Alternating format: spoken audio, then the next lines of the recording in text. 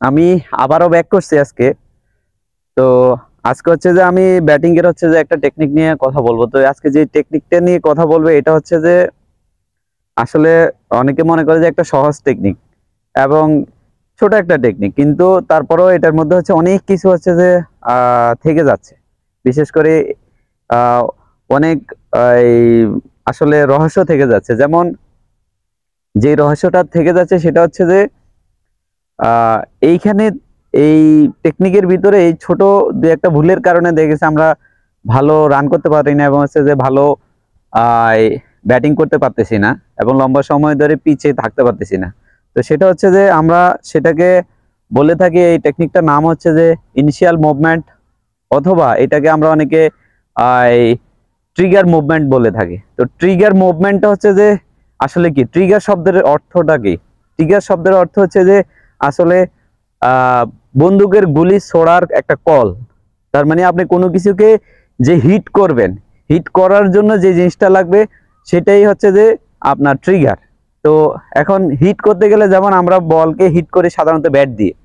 তো আমরা এই ব্যাট দিয়ে বলটাকে হচ্ছে যে হিট করার জন্য যে আমার মুভমেন্টটা, গতিবিধিটা, সেটা হচ্ছে যে আমি একজন বলার যখন বল করতে আসে তখন আহ সেই মুভমেন্টটা কিরকম হবে, সেই মুভমেন্টটার বলার যখন বল করতে আসে তখন আমার একরকম মুভমেন্ট থাকবে। যখন বলারটা ডেলিভারি দিচ্ছে, বল ডেলিভারি দিচ্ছে, তখন আমি কি একই মুভমেন্টে থাকবো কি না? এই এই একই মুভমেন্টে না থাকার যে হচ্ছে যে প্রথম স্টেজ থেকে আপনার হচ্ছে যে যখন বলার জাম্প করে যখন বলটা ডেলিভারি দিচ্ছে তখন যে আরেকটা মুভমেন্টে যাওয়া, এটা হচ্ছে যে ট্রিগার মুভমেন্ট বা হচ্ছে যে ইনিশিয়াল মুভমেন্ট। এখন হচ্ছে ট্রিগার মুভমেন্টটা আমরা যখন হচ্ছে যে করি তখন সেই ক্ষেত্রে কোন সময়টাতে আমরা হচ্ছে যে ট্রিগার মুভমেন্ট করব? ট্রিগার মুভমেন্টটা সাধারণত করা হয় বিশেষ করে পেস বলারদের ক্ষেত্রে। হচ্ছে যে পেস বলার যখন হচ্ছে রানিং করে আসবে, আমার থাকবে ফার্স্ট স্ট্যান্স, ফার্স্ট স্ট্যান্সের পরে এরপর হচ্ছে যে আমি ওই স্ট্যান্স থেকে হচ্ছে যে বলার যখন জাম্প করে যখন হচ্ছে উপরে উঠবে, বলার যখন জাম্প করে উপরে উঠবে, আমি আবার বলতেছি, বলার যখন হচ্ছে যে জাম্প করে উপরে উঠবে তখনই আমি হচ্ছে যে আমার মুভমেন্টটা চেঞ্জ করব। তার মানে আমি ইনিশিয়াল স্টেজ থেকে, আমি ইনিশিয়াল আছি, ইনিশিয়াল থেকে তারপর হচ্ছে যে বলার যখন পেস বলার যখন জাম্প করে উপরে উঠতেছে তখন আমি আমার মুভমেন্টটা চেঞ্জ করতেছি। তার মানে আমার স্ট্যান্সটা একটু চেঞ্জ করে নিচ্ছে। তাহলে ওই জাম্পের সময় কি হবে, বলারটা একটা কনফিউশনের মধ্যে পড়ে যাবে, আমাকে হচ্ছে যে সে বিট করাইতে পারবে না এবং হচ্ছে যে আমি তার উইক জোনটাকে হচ্ছে যে ইউজ করতে পারবো। যেমন সে লেন্থে বল করলে আমি সেই বলটাকে কি করতে পারবো, আমার জোনে এনে আমি স্ট্রংলি সেটাকে কি করতে পারবো, ব্যাটিং করতে পারবো। তো এইটাই হচ্ছে যে ট্রিগার মুভমেন্ট অথবা হচ্ছে ইনিশিয়াল মুভমেন্ট। আর স্পিন বলের ক্ষেত্রে আপনি কি ট্রিগার মুভমেন্ট করবেন কি করবেন না? আসলে স্পিন বলের ক্ষেত্রে ট্রিগার মুভমেন্টটা আসলে কেউ করে না।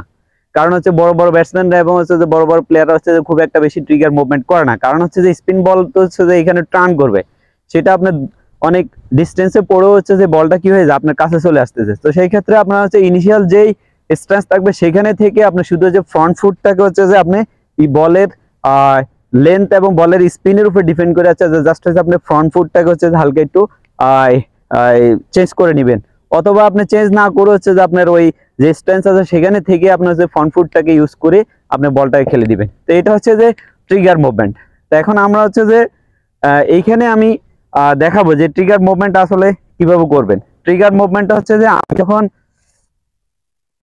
আমি যখন হচ্ছে যে এইখানে আমার যদি স্ট্যান্স যদি কি হয়, আমি স্ট্যান্সটা যদি কি নেই, আমার স্ট্যান্সটা যদি আমি লেগ স্টাম্প নেই, লেগ স্টাম্পে নিলাম, নেওয়ার পরে আমি হচ্ছে যে এখন স্ট্যান্সে আছি।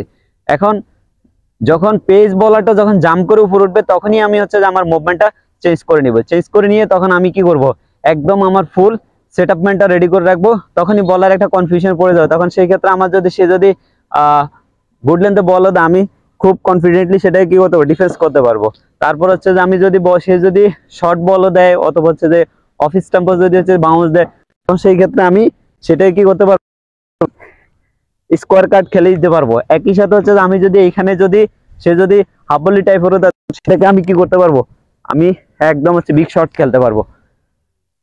তারপর হচ্ছে যে সে যদি আমাকে যদি শর্ট বলও দেয় সেই ক্ষেত্রে পুল শট এবং হুক শট সব ধরনের শর্টস আছে কি আমি আরামসে খেলে দিতে পারবো। তো এই ক্ষেত্রে হচ্ছে কি বলার একটা কনফিউশনে পড়ে যাবে। বলার যখন কনফিউশনে পড়ে যাবে তখন বলারকে আমি ফানিস্ট করতে পারবো। বলারের যেই বলটা দেখা যাচ্ছে একটা গুড বলকে হচ্ছে যে আমি ফানিস্ট করে আমি পানিশমেন্ট করে হচ্ছে যে আমি সেখান থেকে রান বের করে নিতে পারি। এটা হচ্ছে যে ট্রিগার মুভমেন্ট। তো ট্রিগার মুভমেন্ট যদিও আমি আবারও বলছি, ট্রিগার মুভমেন্ট কখন করবেন? স্ট্যান্স করলেন ইনিশিয়াল, বলার যখন পেস বলার যখন হচ্ছে জাম্প করে উপর উঠবে, তারপর আমি লেগ স্টাম্প থেকে আমার মিডল স্টাম্পে পাটা আনবো, এনে আমি ফ্রন্ট ফুটটাকে হালকা একটু ওপেন করে দিয়ে তারপর হচ্ছে ট্রিগার মুভমেন্ট থাকবে। এবারে এখান থেকে যেদিকে বল দিবে, যেদিকে বল দিবে এদিকে আমি সেটা হচ্ছে কি খেলে দিব। এই তারপর হচ্ছে স্পিন বলের ক্ষেত্রে আমি বলছিলাম যে স্পিন বলের ক্ষেত্রে আপনাকে ট্রিগার মুভমেন্ট করবেন কিনা।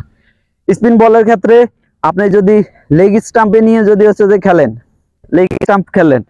লেগ স্টাম্পে আপনার হচ্ছে যে গার্ডটা নিলেন, আপনি স্ট্যান্সটা নিলেন, নিয়ে আপনার খুব একটা বেশি প্রয়োজন নাই। কারণ হচ্ছে যে আপনি শুধু হচ্ছে ফ্রন্ট ফুটটাকে হচ্ছে হালকা একটু ওপেন করে রাখবেন, ওপেন করে রেখে আপনার হচ্ছে যে ট্রিগার মুভমেন্টের দরকার নাই। তখন বলের লেন্থ অনুযায়ী যদি আপনার সামনে যদি যাওয়া লাগে আপনি ডিফেন্স করে দিলেন। আর যদি হচ্ছে যে আপনার এই ক্ষেত্রে যদি সে কি করে, যদি আপনাকে যদি বেশি স্পিন করায় আপনি জায়গা নিতে পারেন, যদি স্পিন করায় জায়গা নিয়ে দিয়ে খেলতে পারেন, আপনার হচ্ছে শটস খেলে দিতে পারেন। তারপর হচ্ছে যে আপনি সেটা হচ্ছে যে নিচে খেলতে পারেন। তো এটা হচ্ছে যে আপনার জাস্ট হচ্ছে যে ফ্রন্ট ফুটে হালকা একটু কাজ করলেই হয়ে যায়। তো এই ক্ষেত্রে স্পিন বলের ক্ষেত্রে আমি আবারও বলছি, এই ট্রিগার মুভমেন্ট বা হচ্ছে যে ইনিশিয়াল মুভমেন্ট খুব একটা বেশি চেঞ্জের প্রয়োজন হয় না।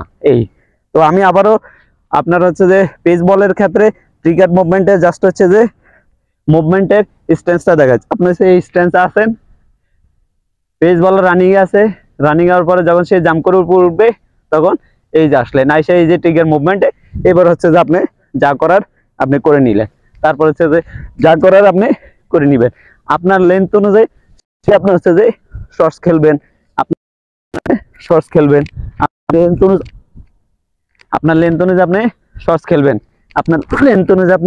শর্টস খেলবেন, এই তো এটা হচ্ছে যে ওভারঅল হচ্ছে ট্রিগার মুভমেন্ট। তো আশা করি ইনশাল্লাহ আপনারা এই আমি যেভাবে দেখিয়েছি যদি এভাবে যদি আপনারা যদি নেটে ঢুকেন অথবা হচ্ছে যে ম্যাচে, যেখানে আপনারা জাস্ট হচ্ছে যে